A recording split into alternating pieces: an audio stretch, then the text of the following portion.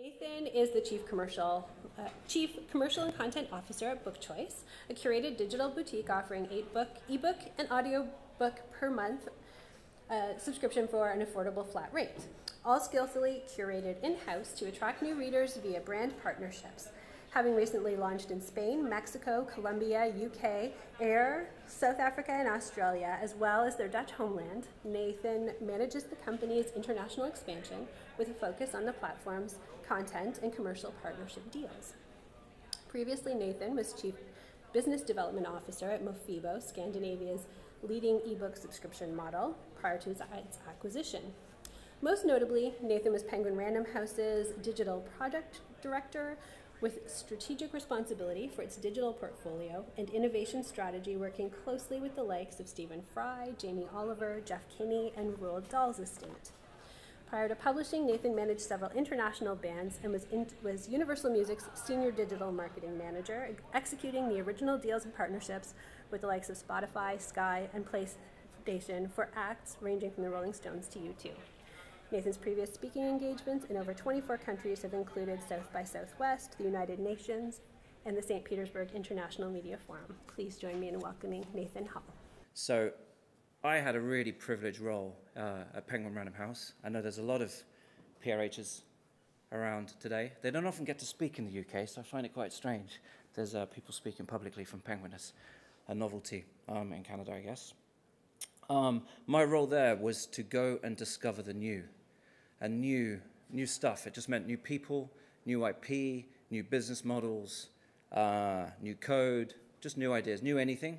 The tough part was to then bring it back to a behemoth publishing house that knows how to print books, market and sell books extremely well, was making great inroads into the traditional ebook business, but then how do they take something completely new and bring that on board? That was extremely tough. But within that phase, I managed to find a few things and adapt them into the new world quite successfully, I like to think. But one of the things that started knocking on my door, I wasn't having to go look for it very often, was subscription. And in many parts of the world, the North American content, and then a place like Spain, where there's a whole different reason why these models, subscription models, have probably appeared more prevalently. You know, honestly, I probably used to meet, 10, 12 of these companies every month, and they'd knock on the door with a big new idea, and they'd get about 2 sentences in and say, oh, or you can read subscription, right? And they're like, yeah, how'd you know? And I'm like, because everyone else is doing it. Anyway, once upon a time in Copenhagen, I'm sure there's a Copenhagen somewhere in Canada as well, but this is the one in Denmark, I bumped into a company called Mofibo, and I ended up going there to work. Long story short, their point of difference was, and there's a context behind all this because this isn't my current company, but the context behind it was they took a model that everyone was already thinking of, and it was about an access model, access to books, which, you know, we see that in movies and TV and games and music all the time. Their model was different because they thought about how it would work for the publisher and then how in turn that could work for the author, and that was about remuneration and reporting, royalty statements, these kind of things. And their model was simply, they paid per book. Now, Oyster paid per book. We won't get into the whole Oyster story once more. Mofibo's worked. It got bought. That's that. I then decided I'm going to go and do something different. It got bought by a company called Storytel. It's a Swedish subscription model, predominantly with audiobooks. But their model was revenue share, which I personally don't believe in. I mean, it's fine if people want to do that. It's fine if publishers want to sign to it. But I had personal questions around the sustainability of revenue share models as a longer-term strategy. So I chose to leave. Then I happened upon this thing in Amsterdam, which is what we're going to talk about today because it has a point of difference. It wasn't called Bookchoice. It was called Ellies Choice. Crap name. I never did work out who Ellie was, but it wasn't ever going to go anywhere. I didn't really say much. I sat down with probably the most visionary, exciting, infectious individual I've probably met in my professional career, our founder, Baldwin Jansen, who told me his vision for where he was going to take this. And this is a guy who comes up with an idea, and tomorrow he will just do it. Lots of times it doesn't work, but he has a great hit record. And he said to me, I want to make like a global platform, a global startup we're going to do this thing in 6 different languages. That would mean we're native tongue in 78 countries. We're going to have the same 8 books available to everyone. I don't know anything about book rights, but you can just do it, right? And I was like, the same 8 books?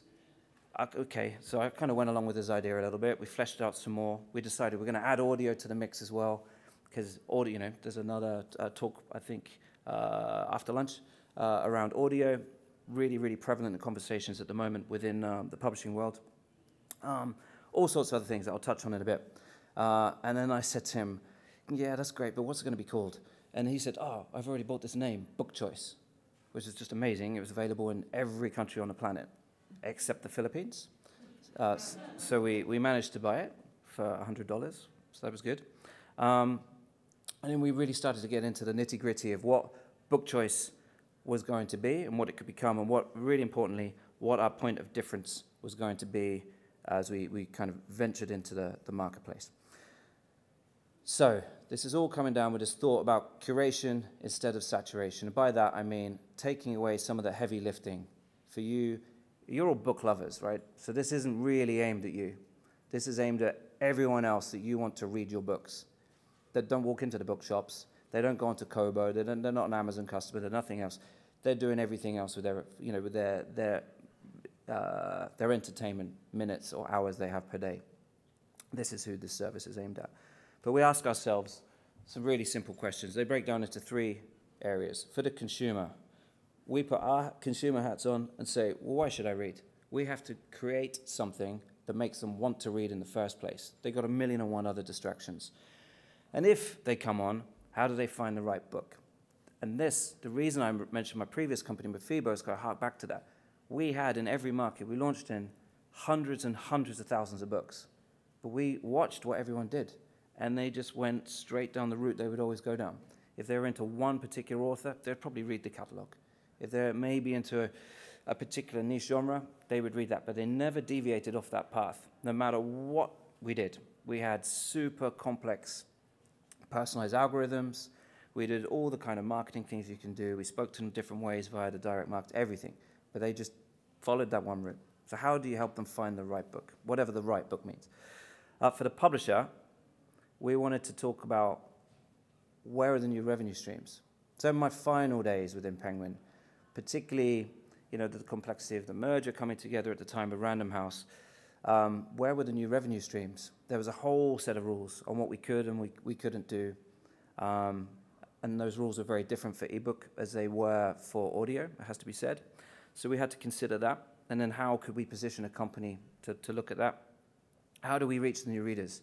I think this is the biggest value proposition really for the publisher, particularly because we're on about new readers. And I'll get on to how we find them and why curation is a big part of that. Because once again, I know from my years within a major publishing house that it's a huge challenge. Every single time with a repeating author, yes, you might have a few names on a database. You'd have very, very little information from the retailers, although Kobo are pretty good. But at the time, nothing. You knew nothing. And every time you repeat an author, bring out another book, you had to re-find the people who bought the last book and then try and grow it somehow. And then we ask ourselves within Bookchoice, simply or complexly, how do we find the right model to satisfy all of the above? And that's how we landed upon what we landed upon. So some people call Bookchoice a digital book club. In some ways, yes, it's a digital book club. There's no community around it, though. This is a super, super thin, lightweight platform. Comes in an application form, and it's also download to own, which does create a number of challenges in working with some publishers. I'll explain some more. And it's 8 ebooks per month and 8 audiobooks per month. Now, the reason I've said those separately is because in the English-speaking world, it's slightly more complex. In our Dutch platform, it's just 8 titles in both formats. In our Spanish language platform, it's 8 titles in both formats. Because of the existence of a strong audio market in the English-speaking world already, and the disintermediation of rights in some places, or let's say more creative ways in which people are gathering rights, acquiring rights, we hit a hurdle, because it would mean if we insisted on both formats on a title, sometimes we would have to turn one down because maybe the audiobook was already produced by Audible, or maybe the publisher didn't have the audio rights, etc. But we turned that into a positive and simply thought, well, in an ideal world, if we can have both, we will. If we can't go and get both sets of rights, then we can host an ebook only or an audiobook only as well. I touched on the download to own element. We think that's really, really important. Yes, the majority of our users come through and are listening and reading on their smartphone and tablets. But in the English-speaking world, again, with the prevalence of e-ink readers, we don't want to discount that. So we have made it download to own. We face the usual questions around, the great topics of DRM and anti-piracy strategy and these kind of things. But we've taken a lot of learnings, and it may be mildly controversial to say, but for every conversation I have with a publisher who goes, agent won't like that because you don't do hard Adobe DRM, I haven't met an agent yet who cares. All they care about is you're doing everything possible to block. It's the contracts with a very old grey clause in them that tend to refer to a particular type of DRM. And the English-speaking world is way behind on what the likes of the Germans, the Scandinavians, and other major publishing markets are doing. So we do apply DRM, but it's social DRM, which really puts the onus on the consumer to read fairly and not do anything they shouldn't. A little bit more on this. We provide a number of channels. We provide money. Now, I don't normally talk about how we pay, but I decided I will today because it's slightly different. And when I was chatting to Lauren about coming to speaking, she was like, no, there's no way you do that. No one does that. So I figured, well, maybe we talk about it for once. So our model, in terms of what we give back to a publisher, yes, we pay for the titles. The little thing that looks like two Ludo characters, that's representing reach. So we reach new readers. Audio I'll come on to specifically later. We've got a very different approach with audiobooks. We create it if you want. If you already have your audiobook made, fantastic, and we'll license it from you. If you don't, maybe you don't have the skill set yet, maybe the budget isn't there, maybe it's just not a title you've thought about making yet, but we would really love to make. We'd make it for you. The crucial difference is we don't want to own it. It's yours. If you have the rights to it, it's yours. If you're the agent and you own it, it's yours. But we would just give it back to you.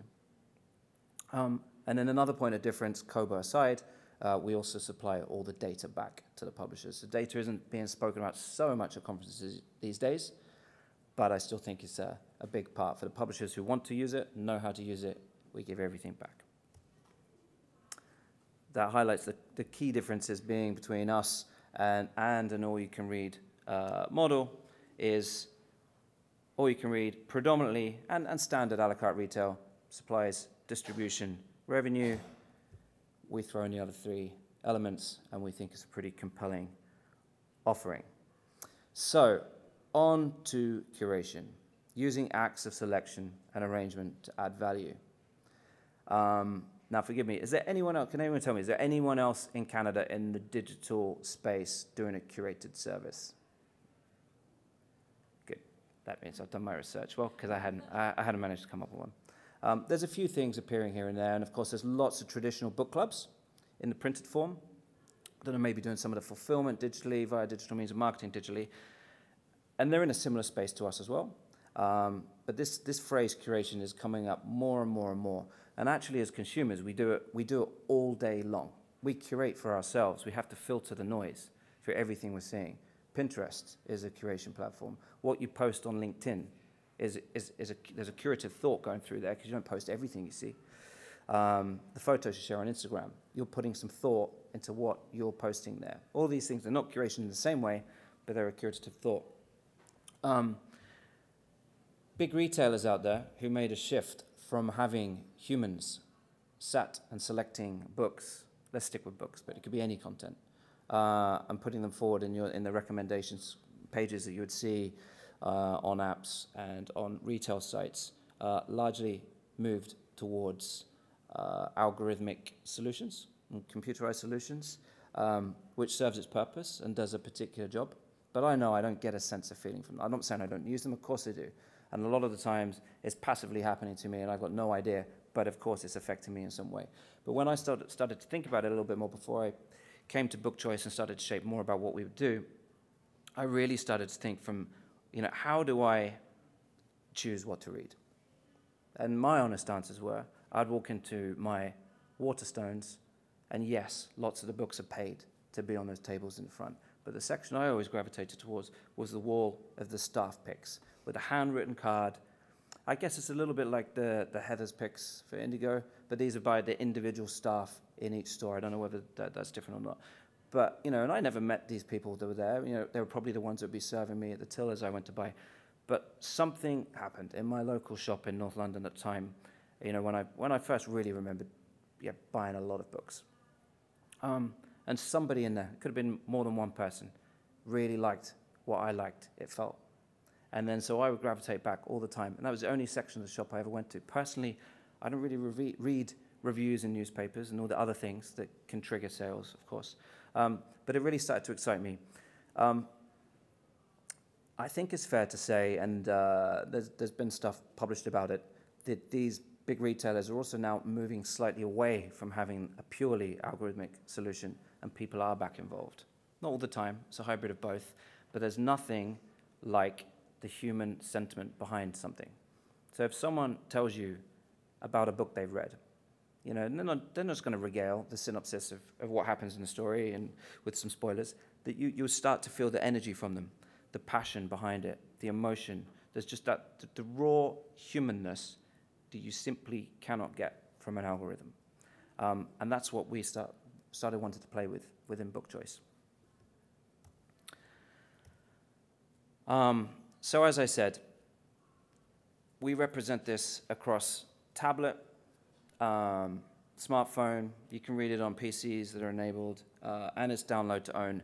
It's about accessibility as well, portability, being able to read on the move, making books and audiobooks exciting for wherever you are, whatever you're doing during the day.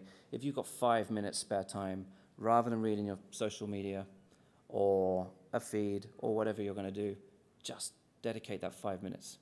But in order to do that, you have to have a compelling platform, a compelling service that's really easy to use, is one thing. Most subscription platforms worth their salt have that, I would say. But this is where we come back to the thing. You've got to remove that choice. Now, we have 8 books, so I'm sure some of you, if not all of you, are thinking, well, how the hell are you going to satisfy everyone if you've only got 8? And the truth is, we probably can't satisfy everyone. But what we do know, from these 8, and we are going for a mass market audience, because these are the people who don't yet read.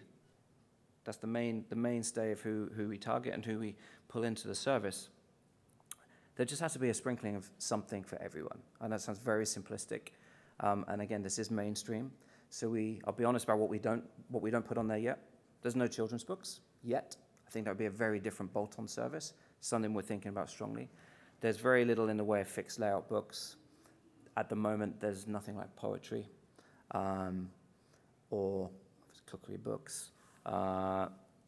Non-fiction, there's a little in terms of narrative non-fiction. So we have some strong biographies. The odd historical non-fiction book. But predominantly, we're focused on crime, romance, dystopian thrillers, YA. This will change market by market. So in the Spanish, let's stick with Netherlands. It's easier because so few people speak Dutch, right? I don't want to discount Northern Belgium or Suriname, but it just feels like it's easier to speak about. So it's a small language. There we're very clear about what people like to read and how they interact on our service.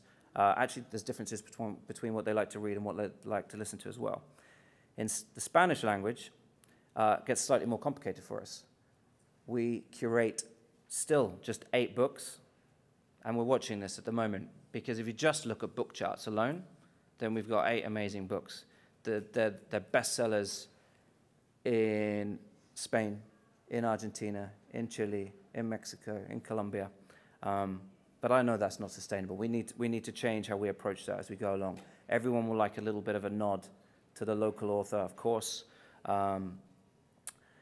English is far, far more complicated for us, as you will all know. So for us, the English-speaking service right now means the UK and Commonwealth, excluding Canada, which I hate saying all the time, but that's what it is. However, we are working with a few Canadian publishers already. So we work with ECW and Dundurn, and there's been a few select big Canadian authors on our platform at the moment. And this is just an aside, but of course I want to speak to anyone who wants to come and speak to us about their books on the platform. If you do, we do need to have UK and Commonwealth rights in those books until the time comes when we're ready to launch in the US and Canada. So yeah, it's been a learning curve for the rest of my colleagues who come from a tech background, and there's a few of us from publishing, although I still find myself very much an outsider. You know, as you said in the intro, ex-music industry, quite a few of us seem to move at the same time to solve all those problems that publishing had with how do we reach more people, how do we do subscription, how do we solve piracy, all these things. So I took the leap. Of course, I took the job at Penguin, and then I said, I got no idea how to solve that, but I'll give you some other ideas. David Byrne, the front man of Talking Heads, and now with an amazing solo album out as well, said this, and I couldn't. It's a long extract, but I'll read it because he said it far better than I. But how much can we take of those exponentially increasing happy choices before we are overwhelmed with options and the forking paths lead us not to happiness, but instead to anxiety and malaise? When do we reach the point at which we raise our voices and cry for the nearest available curator to help us out of our misery? This is the curator as a superhero, and it means, I think, that we noise filterers who are quirkier and less predictable than an algorithm or the herd might still have a place. Now, if I could condense that into about 3 of those lines, I'd probably use that all the time, put on a business card, but it kind of says how we feel and what our position is to really make us stand out from the crowd as a difference, as a proposition in the publishing space to the publisher, to the agent, and to the author. And with those kind of, I know they're not the only 3 parts of the chain, but just to focus on those 3. So the publisher I've already touched on. We give data, we pay, we create audio, and we create reach. The agents, of course, can look at this in many different ways, and I try and stay away from that conversation. That conversation is between the publisher and the agent. But we have not had a single rejection yet on this. They view the deal in different ways, as I said, but they're seeing this as something safe, something very different that really stands out from the crowd for them. And crucially, for the consumer, we're doing the heavy lifting. We're removing the burden of choice from them and giving them a steering hand. And the hope is then they just become readers. Ideally, of course, they'd stay within Bookchoice as one of their many reading options, one of their many reading platforms that they would have. But we want them to grow, to go and buy printed books. We want them to go and download books from any other retailer they want. If we're an introduction point, fantastic. So the way in which we do that is to hit these masses is by brand partnerships. Now, the major publishing houses out there have staff and teams sometimes. By team, I probably mean 2 people doing this. At Penguin, in 6 years, I think we got 1 major brand partnership away, and that was probably stickering a Marianne Keyes book with a Cadbury sticker. That's innovative, right? No money in it for the publisher, but it was a cross-marketing exercise. There's a value in that, but it really needs to go the step further. The first example, intentionally, isn't meant to be too surprising because it's a hardware brand. This could equally have been a Vodafone or a telecom of some kind. We work in a number of sectors. So telecoms, be it hardware or the telecom itself, is just one sector. And this could be hard embedding our app onto a service to reach new people, or it could be just some on-pack promotion like this. We work with a number across the world. Super complex, which is probably why it doesn't get done very often in the publishing world, and it also takes months and months to execute. But once it's up and running, you suddenly find books cleanly juxtaposed next to a music service, next to a movie or a TV service. And people use their devices for entertainment all the time. So in many ways, that is a core part of our business to do these. And then they get slightly stranger. And some of these would, with the company I mentioned before, Ellies Choice, these were happening solely in the Netherlands before I joined. And when they were giving me these examples, they were dry, I think. I need to be careful because some of this will appear on a video. But let's just say I was surprised that, what's the Canadian equivalent of the Automobile Association, or the RAC, Roadside Recovery? CAA. Okay, CAA. So in the Netherlands, ANWB. And it was the biggest campaign we had ever done, the Automobile Association and books. Couldn't believe it. I thought audiobooks maybe. We hadn't done audiobooks at that point. No, this was just a loyalty rewarding scheme to all their members. And there's only one to choose from. In the UK, we got two. So they're always vying for competition. So you can imagine someone doing something for competitive advantage like the telcos work. But the Netherlands is kind of one, but it worked. And the conversion numbers are incredible. It tends to be around 7% conversion into a trial, and then 7% of those people end up paying to become a member and start to read. Petrol stations. This is unintentionally staying on like a car theme. But we'll work in travel generally. Petrol stations, there's a trains. This one makes more sense to me because people are sitting on, I catch a train into London every day. I don't even get a seat. It costs like £5,000 a year for the privilege of standing up. But hey, and they're always delayed, particularly if we have 2 centimeters of snow, which is fun. But it means you get more time to read or listen. And this is a lot about the sectors we choose. We try and choose the device specific, because that's where the attention that you're trying to get is. It could be around attention in terms of something like trains and planes. Other areas, which I probably haven't even got, no images to describe, insurance schemes, things like this. No publisher I know will go, why would you even think of going and thinking about the insurance sector and working with these companies with huge portfolios of customers? We work with beer brands, with chocolate brands, with all sorts of things to just position book choice and books in a different way. And it's done in a very collaborative way.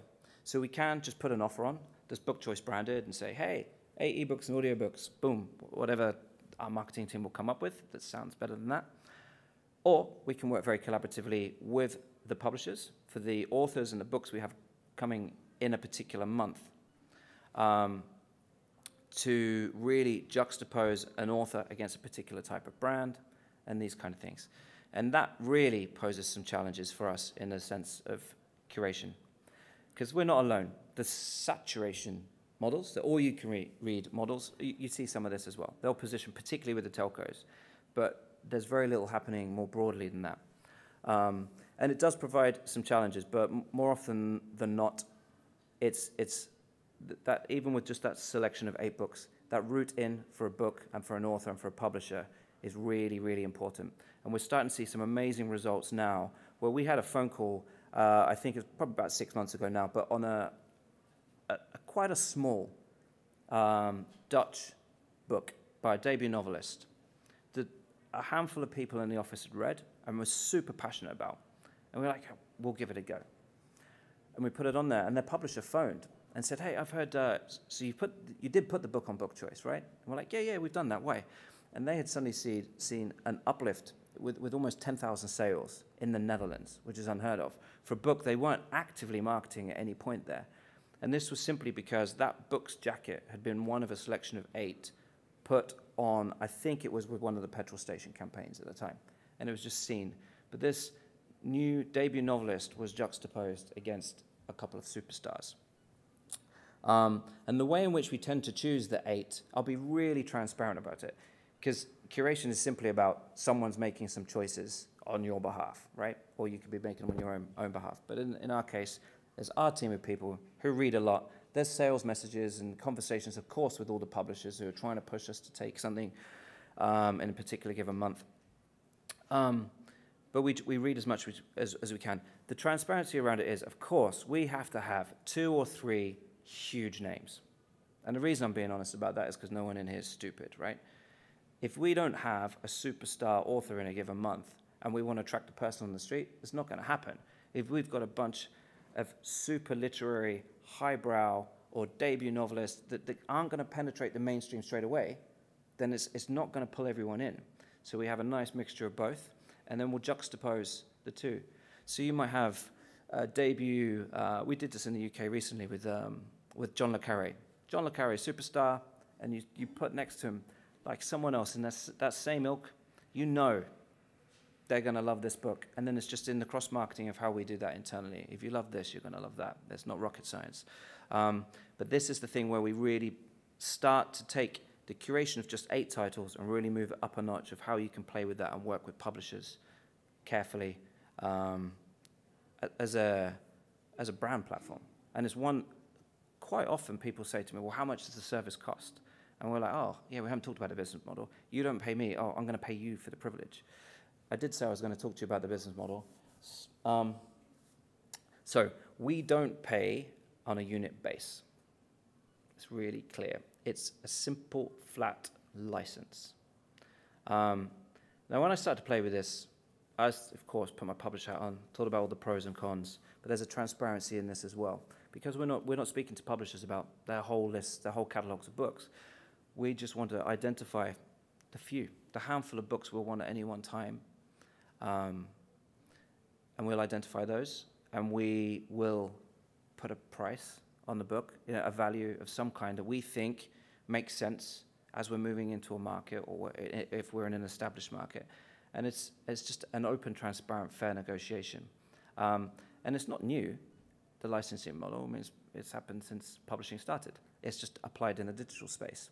So it's not that much for people to wrap their head around. It's just they don't often hear it in the digital area. And then for absolute clarity, if someone comes on and downloads or reads that book 10 times, I still pay them whatever we agreed on the contract. If the thing rocketed and was read 10,000 times, it's the same fee. But there's an open transparency where both sides walk in knowing what that is. And then the next time, that publisher is just going to ask for a little bit more. And then it's just fair how we work through that. So that's the first time I've ever divulged that publicly. But there you go. This was just another example of how we work. In brand partnerships, hotels, again, traveling makes a lot of sense. This was an example. I mean, this is a mocked image to represent how we do it. But this could take the form in a voucher on your pillow. It could take the form in when you get your email confirmation of your hotel booking. The voucher can be there. There's all sorts of ways of doing it. Coffee chains. So I told you about the 7% conversion. Now, a good conversion is normally 2.5, 3 would be amazing. I won't lie and say we do 7 every time. We've got a lot wrong, but we've been doing this for 3 years in other markets. Market by market, it changes slightly. In the Spanish-speaking world, I think it's fair to say it's less mature in how rights holders, content owners work with brands, and therefore the brands aren't so aware of how they're going to act, particularly with books. They're wrapping their head around music and film, but particularly with books, it's really tough. So it does fluctuate market by market, but generally 7 is where we're at, which just means more people are reading. And then I want to touch a little bit on the importance of audio. Now, I know in Canada there is a market, which is great news. In the UK, there's a strong market. The US, Germany, Poland, Scandinavia.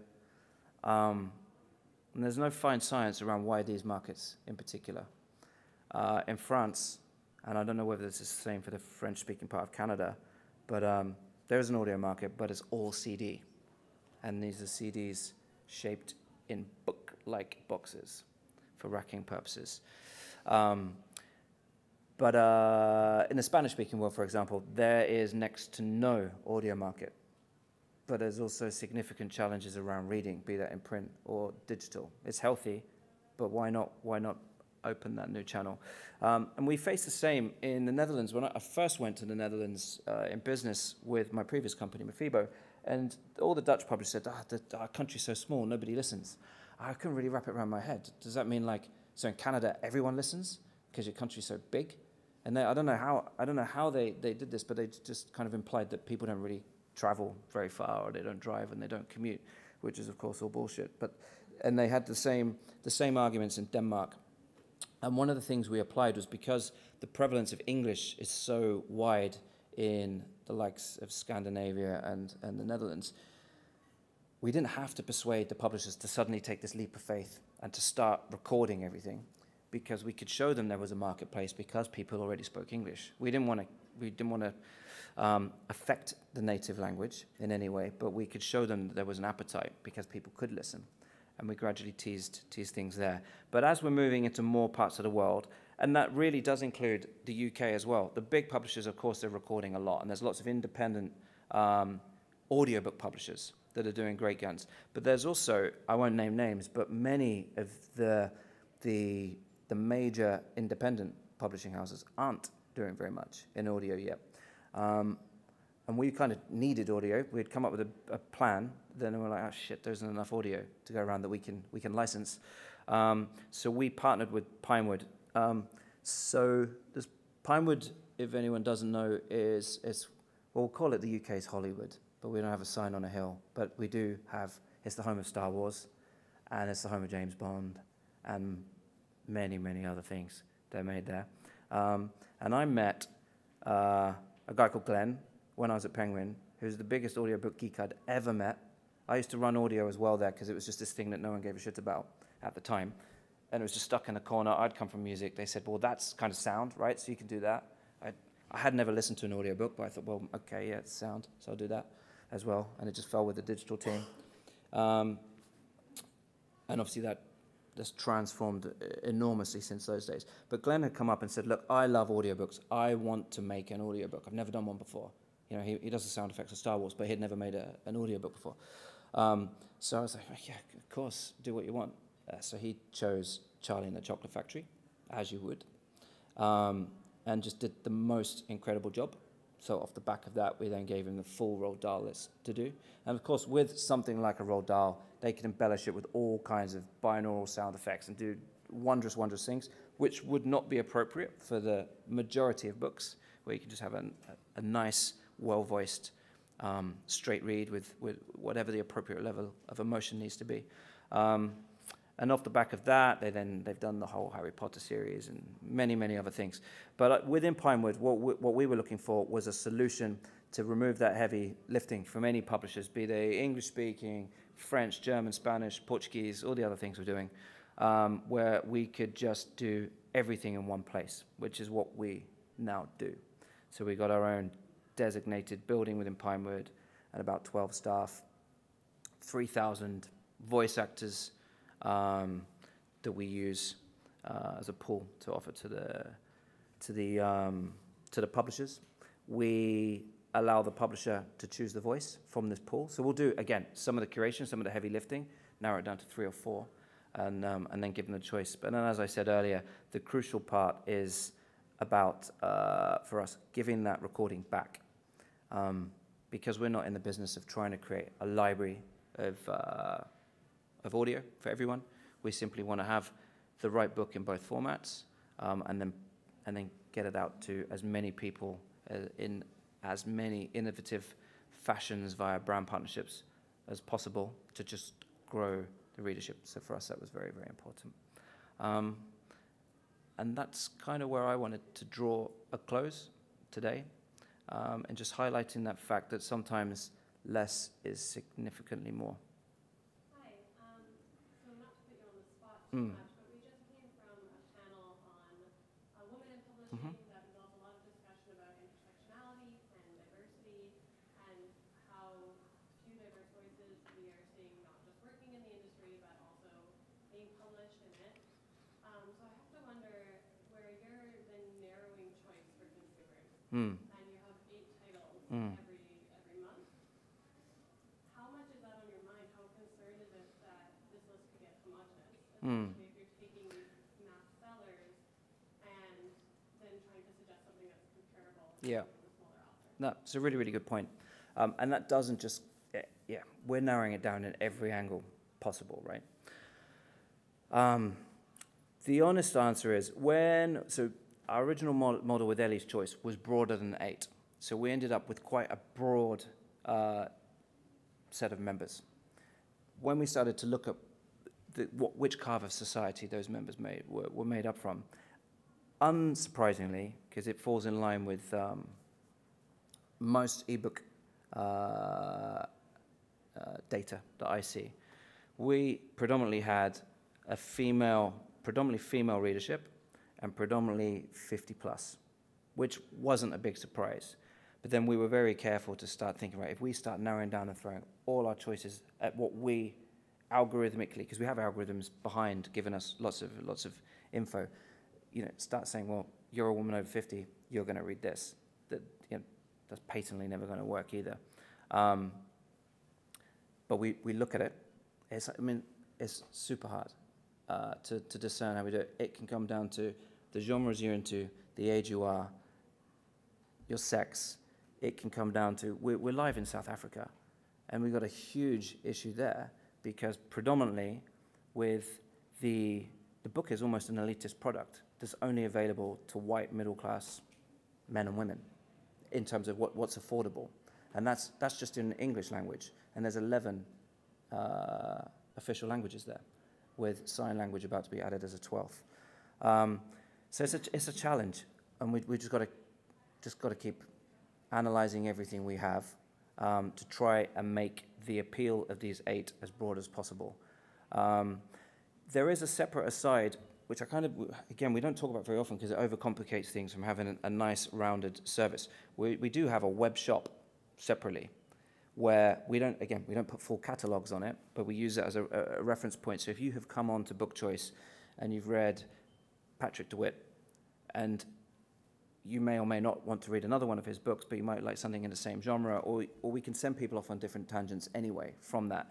Those books we will retail in a standard web store separately. But again, it's curated in the way that we would work with the publisher to say, look, we're going to put this book on the platform with you. What else should we work on?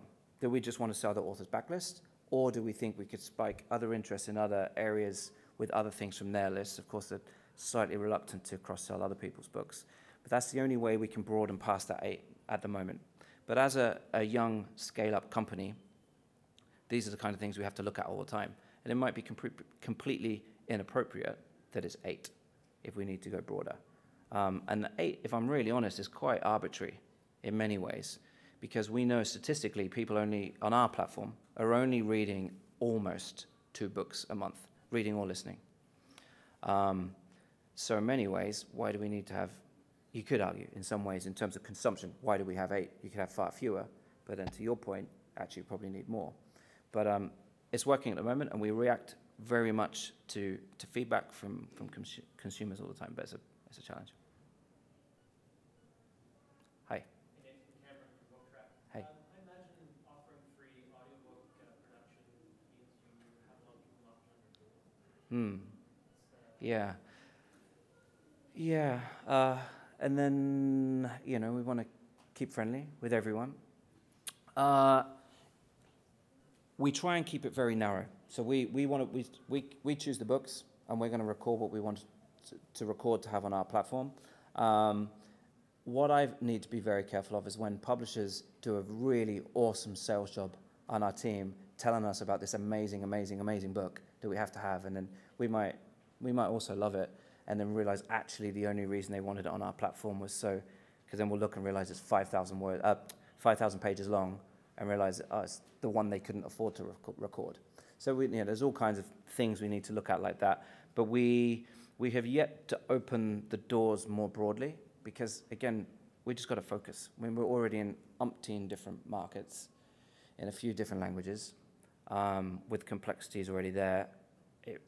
But at some point, we could open the studio facilities and say, let's do something more. But then it becomes a different business. But there's a few cases like that, and also the benefit of having kind of longer term relationships with the publishers is we can record. It's all about managing the process. So we can record things way, way in advance for them now and then sit on them a little bit longer. But we try and keep it simple. So for anyone who couldn't hear, the question was about, are we using the upsell mechanic for indie authors, or have we in the past, against a superstar, for want of a better phrase? So in the Netherlands, because we're far more established, there's a big base of members to do that with. We have done it, and I'm continuously doing it, because we want to stay true. We don't want to just work on sales relationships with publishers. We want to go and find stuff ourselves and have to hunt down, the one-man band. There's, very, very small publishers. So we're doing a few, and then we've started to establish some relationships in English, although we haven't gone super indie yet, but we're kind of there with the Faber. So Faber and Faber have Faber Academy. So there's a lot of smaller publishers on there, and particularly, it's great that we can suddenly think about Scottish publishers and the Irish publishers and these kind of things, where again, because of focus, we weren't going to Ireland and seeking out those things individually. But someone else can help us kind of filter through that at the time. So it's certainly something we're open to. It's not something we've applied hugely yet in English, but we know it already works in the Netherlands, so there's no reason why it wouldn't in the English market.